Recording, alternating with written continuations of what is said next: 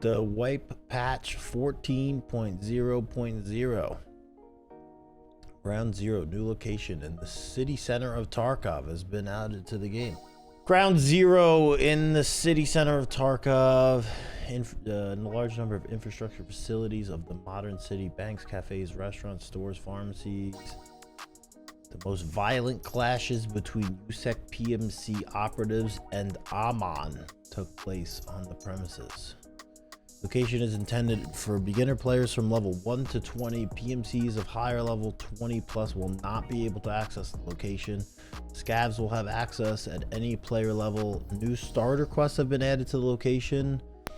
Visual cues for new players have been added to the location. Quest debut checking renamed to background check. Shorted supplier Gunsmith 1 received updated text descriptions. I'm guessing these are quests now on this map. I feel like I'm just gonna play this map until I'm level 20, because once you're higher than 20, you can't do it. Or I'm gonna play it as much as I can, because then you can only scav it. New boss. Alarm clock. No, the new boss is Kalante. Kalante. Added streets of Tarkov. He's a former officer of the Ministry of Internal Affairs. During his service in law enforcement, he had a reputation as a vile man whose behavior was sometimes feared by his co-workers. I don't want to know what he was doing with the Xerox machine. During work, he often resorted to his favorite method of interrogation, a rubber baton. Hey, yo, what's he doing with the... He's got the purple bendy baton. What? As other non-statutory pressure on someone who was not to his liking. Thanks to his physical strength and bold temperament, after the events of the terror group scandal, he formed a gang and began to do what he himself was recently supposed to combat: looting and banditry. I've never done any of that in Tarkov. However, even before the conflict, he often provided protection to local businessmen. For example, his good relations with Kaban are well known. So they're homeboys, okay? He has a small number of guards, prefers to stay in one position, and occasionally patrols his territory. If he feels he has the upper hand, he may switch to his police baton. Wait, so we have another melee boss, like Tajilla? Who's gonna pull out the baton and start beating me? He lives in the area around Klimov Shopping Mall and the Tarkov Academy of the Ministry of Internal Affairs. Which is that on? Where is this on the map? Is that they're adding that to the map? Is that what that sounds like? Ministry of Internal Affairs. I can't.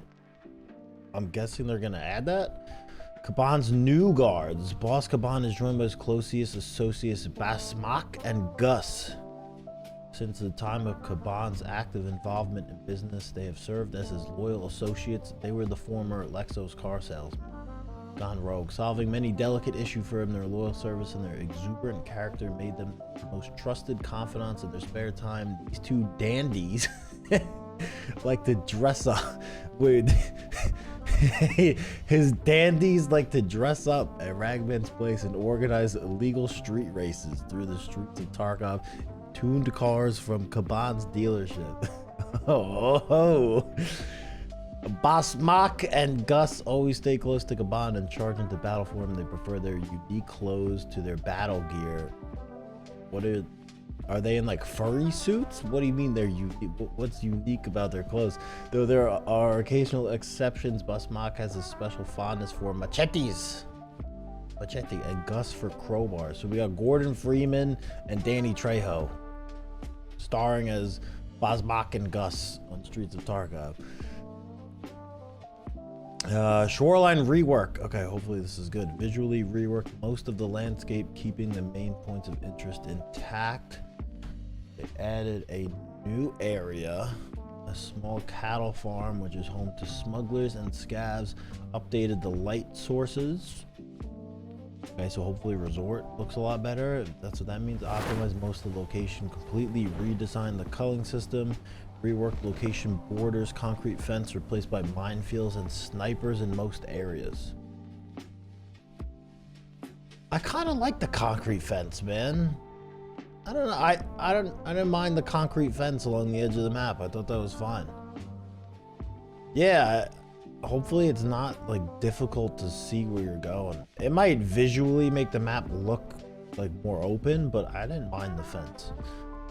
The location is also slightly expanded in some areas. Reworked some points of interest, including the addition of new quests and activities in several previously empty zones. Okay, so maybe we won't be going to Resort 57 times. Some areas have been reworked to improve gameplay, added a river crossing. Okay, so maybe you can go not gas station or pumping station, you can just walk across it maybe. Reworked almost all elevations and sniper positions, as well as scav areas of interest, added more than 30 new containers and Jaeger stashes, and fixed 1,200 visual and minor bugs. Okay, new weapons. We've seen these 9x39 assault rifle. I think this is the silenced one, this is the loud one. SIG MCX Spear, 6.8 by 51. They actually added the cool caliber for it. No way. That's sick. I was wondering what they were going to do with that. Awesome. That's pretty cool. This is going to be a totally new gun and caliber, like a DMR type of thing. Sick. RPD, RPDN. And then updated models and animations for SKS. This is sick. That's potentially like a new meta type of gun. Achievement system. You'll get achievements upon various objectives. Earned achievements will not be lost with wipes. You can view the earned achievements on the achievements tab. Hall of Fame. This was like the area in the hideout where you can put like trophies and stuff, right? Displaying the dog tags of players of the opposite faction. Killed by your PMC, you get a bonus to combat skills leveling. The higher the level of the eliminated player, the greater the skill bonus. Okay, that's kind of odd. Alright, I'm fine with it. You level skills faster. You can add favorite items to display in your profile. New hitbox and armor system. Head is divided into separate simple hit zones, which will coincide with the protection zones of helmets and masks. 3 hit zones have been added to the head area: front neck, throat, back neck. Wait, what? Neck, throat. Oh. The neck, throat hitbox. Hit that before. Back neck hitbox and a face collider. don't we kind of already have? Well, they added like a front neck hitbox. I don't understand a face collider. Are we still gonna have head, eyes, head, jaws, or no? Back neck. Thorax and stomach hit zones are divided into front, back, and sides. Okay, so the side, it'll tell you if you got hit in the back, giggity, and they added side hitboxes. Pelvic hit zone is divided into front, groin, and back. There's no way there's a back buttocks hitbox. There's no way I'm getting killed and it's gonna say back buttocks. There's no way. There's no way. Oh my god, hits to these 3 zones cause damage to the stomach zone. It might just still say stomach or something. Bro, there's no, if it pops up back buttocks, you got shot in the ass. Forearm hit zones have been reduced in diameter. Yo, that's actually potentially a huge change. If they shrunk the arm hitboxes and you tank less with your arms, that means more thorax shots, more potential hits in like the side. Where's the side hit zone? The side thorax hit zone, and also like the neck and everything. That's actually, this could be a huge change. It just depends how much they shrunk it, because your arms tank a lot. At least previously they did. Death screen now shows more detailed information about the area that was fatally wounded. For example, thorax, upper back. Oh, so they added more hit zones, not just this. It's not just front, back, and sides. It's going to be like thorax, upper back, upper front, maybe. Lower buttocks. I don't know. 37 ballistic plates have been added to the game. 7 for the chest section, 6 for the rear section, 20 universal plates for the chest and rear sections, and 4 for the side sections. Ballistic plates have their own parameters specific to armor, strength, material, armor damage, absorption, ricochet parameters, armor type, etc. They're divided into different formats depending on the size and format of the armor. Okay, so only certain plates will go in certain armors because it has to be the right size to go in it. Cannot be inserted or removed while wearing the body armor. It must be removed first. So maybe you can take it off in raid, put in your backpack, and then take the plates out. Visual appearance of a ballistic plate depends on its durability. So, oh, so maybe they'll look broken. Ballistic plates can spawn in the appropriate areas and containers on locations. They're affected by the light armor and heavy armor skills depending on the type of ballistic plate. Light and heavy makes sense. Added separate ballistic plate zones on the character, visually matching the location in the body armor. The hit registration zones of the same format have the same position in all armor and plate carriers with slots for this format. Okay, so it's dependent on the plate, not the carrier that you're looking at, it seems. Dimensions of the ballistic plate zones are the same as the average dimensions of real ballistic plates of that format. Ballistic plate slots and integrated armor slots have been added to body armor vests and plate carriers. Slots of several plate. The chest section of the tactical M2 plate carrier can be fitted with SAPI and granite format plates. Okay. Body armor protection is no longer uniform and now depends on what areas the body armor visually protects. No body armor protects the armpit area. Look out for the deadly armpit shot. It's gonna kill you. Durability of body armor has been converted to the durability of installed armor. I guess that just means the durability of the plates is the durability of your armor. Kind of redundant.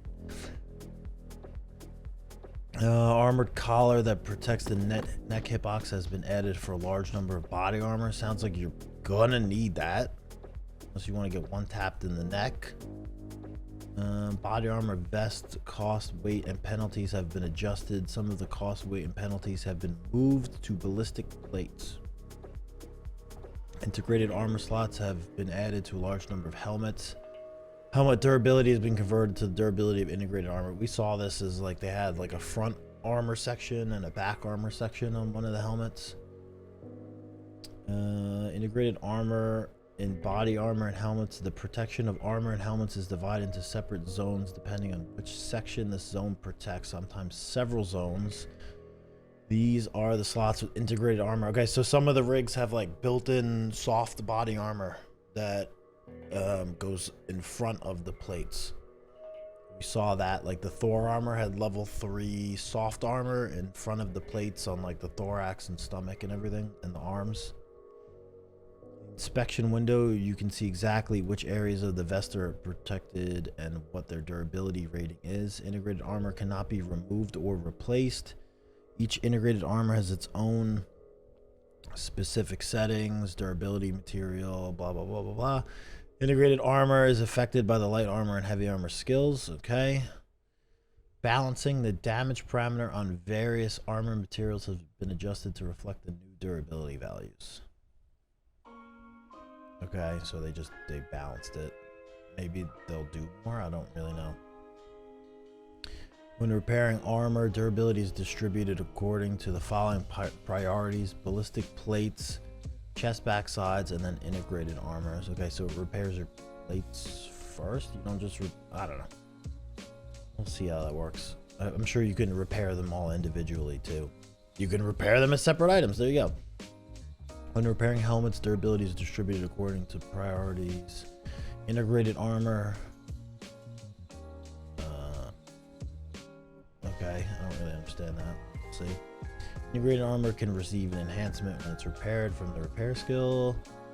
Chances, increased chance for armor to receive rare enhancements. You're gonna enchant your armor more frequently with the skill. You now see the durability of different armor zones and ballistic plates by hovering over the durability digit of a vest or helmet. This also works for flea market offers. See brief information with the presence and quantity of ballistic plates. Posted flea market offers. Slots for ballistic plates and integrated armor have been added to the vest. Okay, inspection screens. Armor class is now displayed with a Roman numeral icon on the ballistic plate icon in the armor class list. That's a nice like buy change. The flea market ban has been removed from a large number of body armors. The flea market ban has been removed from a large number of body armors. Ballistic plates of protection 5 and 6 cannot be sold on the flea market. So pretty much anything 1 to 4 you can buy, probably. Ballistic plates have been added to the inventory of various traders. Vaulting and obstacle interaction. Vaulting has been added to the game. There are 2 types of vaulting: climbing the obstacle and remaining on it. For example, climbing a crate to fire at the enemy from on top of it, and then vaulting an obstacle, jumping over a small fence to take a shortcut. Each of these has different animations for different heights, different parameters of stamina and arm consumption, and different action speeds. During a sprint, you can jump over obstacles without the goal of climbing them. If vaulting is performed while walking, the loudness of actions will be noticeably lower than jumping and sprinting. Now, are these separate keybinds? Because they have like climb and vault. I wonder how the keybinds, I guess maybe this says it. I think we're about to read that. For the convenience of overcoming obstacles, an option has been added: vaulting over medium obstacles, where you can choose auto or hotkey. If you select auto, your character will climb over medium and low height obstacles by himself. If you select hotkey, you will need to press the jump key to initiate vaulting. Okay, so it's just tied, it's all contextual based off of the jump key, which I feel like this is going to be the way to go. You do it on the jump key, so it's just going to be on spacebar. Okay, unless you could probably also hotkey it. I wonder if you could hotkey it to something else too, so you could jump. You could have jump on space and then vault on something else. Character now stops if he hits a wall while walking or sprint. The character now stops if he hits a wall while walking or sprinting. I wonder how much that's gonna. That actually, that sounds like. I wonder how sensitive that is. Like, am I gonna just like accidentally like hit a wall and get stuck? That might get you killed a lot. Like, you're just walking up a staircase and you accidentally like turn and hit the railing and you just stop. Could potentially be a big change. I don't know how I feel about that. I don't know how I feel about that. We'll see. Shoulder transition. Move firearms from the right shoulder to the left shoulder and back is added. Shoulder transition is available during walking, crouching, leaning, and other actions. I wonder if you while sprinting. Is not available while prone and overhead and side blind firing. Positioning the weapon on the left shoulder imposes a penalty. The weapon has additional sway when moving. Added shoulder transition action. Default key is mouse 4. Added vaulting action. Default key is space. Press type is continuous. Okay. Mouse 4. Well, I'm gonna have to rebind. What am I gonna put shoulder transition on? I'm trying to think what my keybind. I'll figure that out in a bit. I don't know what I'm gonna put shoulder transition. I'm running out of keybinds. There's so many keybinds now. Dude, I'm running out of. I'm gonna need an MMO mouse to play this game. Windows key? That's in such a bad spot though. Like, Windows key is in such a bad spot. I mean, I guess I do have another like right side mouse button I could put in my G Pro, but I don't. Then I'm kind of like stuck always using this mouse. Preset ammo loading. You can now save settings for loading ammunition to make sequentially. Cool. You can name presets for it. It's divided into 3 blocks. Top, how many and which cartridges will be at the top. How many and which cartridges will be cycled into the magazine belt. Bottom, how many and which cartridges will be at the bottom. New recoil mechanics. Make it more realistic and comfortable for players. An emphasis has been placed on improving the feel of semi-auto and short burst shooting. All weapon recoil parameters have been balanced. Okay. Lightkeeper services. After completing certain Lightkeeper quests, you'll be able to unlock access to the following services. Sacred Amulet gives the character the Sacred Amulet. While the character is wearing the amulet, all cultists on all locations do not attack you. I don't know how useful that is. Rogue support. Rogues will not attack the player who ordered the service regardless of their faction. Rogues will provide fire support by attacking targets that the player who purchased the service has directed their attention to. And Zerachi support. Zerachi will support the player by firing at the targets. I wonder if he like runs around off the island and rolls with you. Seems like everything's on Lighthouse though, except this, but the other two are Lighthouse only. Weapon rack. You can add displayed weapon to your favorites on your profile. Cool. Viewable profiles. You can view gear, stats, achievements, favorite weapons, and Hall of Fame items. Can be viewed on any screen of the game, including the raid exit screen after dying to another player, so you can view their profile after you die to them. Adjusted peaceful and combat behavior of AI when moving from one area to another. Okay. Change trader prices and availability of ammo. I mean, who knows what this is going to be, but we'll just see when we unlock it. I mean, it just says the ammos, it doesn't say. I do notice SMG calibers though, so maybe they're making the SMG ammo more available. I do notice those. Adjusted prices and barters. Balancing changes to quests. Expanded quest rewards will now be rewarded more often with unlocking previously unavailable trade offers, barters, ammo, and crafting recipes. Change the order of skier quests between Friend from the West 2 and Setup. New order. Friend from the West Part 2. Setup. Inform needs armed chumming. Bullshit. Silent Caliber. So no more doing Setup and Silent Caliber at the same time. So we're getting Setup earlier. It sucks you can't stack it, because so Setup is the one where you wear the Ushanka and the Scav vest and you kill people on customs, but we're getting it earlier, so that might be easier for progression. I feel like that's a better quest to get earlier. Yeah, change the quest objectives for Punisher 2, 4, and Tarkov Shooter 4. Adjusted armor crafts. Now to make an armor vest, you need to find fabrics and a ballistic plate. Reduce the production time and cost of cheap ammunition. Whatever, who cares about cheap ammunition? Revised and adjusted damage and pen on ammo. The muzzle devices have been rebalanced. Suppressors, muzzle adapters, flash hiders, and compensators. They don't really say much about it, but could be a really good change. We're not just throwing suppressor on every gun is the best. BTR. The BTR 82A has been added to Streets of Tarkov, traveling between different stop points in the city. Various services. Taxi service. The player can travel to any available point in the city in total safety. Move items to stash service. The player can send items to the stash with the status found in raid. You can go in the BTR and move items into your stash while in raid. That's kind of sick. Covering fire service. The player can order covering fire with the BTR. It's only available after purchasing the taxi service, so you can have it shoot at people, which is kind of cool. A list of stop points.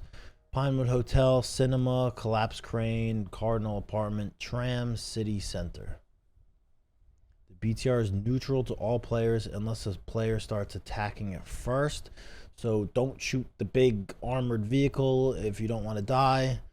If someone purchases covering fire, it becomes hostile. When the service ends, the BTR becomes neutral to all players again. The cost of the service depends on the faction, scav karma, charisma level, and travel distance. Quality of life. The visual effect of painkillers has been changed for the 3rd time. We're changing painkiller effect. I wonder what it's gonna be now. Hopefully not worse than last wipe. Door to the expanded part of hideout is now always open after construction. Okay. Change the camera system in the hideout. Okay. Variable list of changes. Bugs on streets of Tarkov and shoreline. Spawn points of containers. Okay. Incorrect behavior of rogues. Issue or killed bots would remain standing. Lack of muzzle flash when looking at a shooting player. AI behavior with stationary weapons. Incorrect character stats. Compatibility issues with weapon attachments. Fix the ability to hear outdoor sounds while inside the bunker on reserve. Okay, so they fixed the reserve sounds. All right, well, that was a huge patch notes. Damn. I still have questions about some things, and I need to figure out my keylines, but seems like a good patch. This is definitely one of the larger ones I've read through. This took a while. I'm excited. Some good stuff in here for sure. I'm a little curious about the armor hitboxes, but that we'll just play and find out. That's a daddy. That is daddy landmark.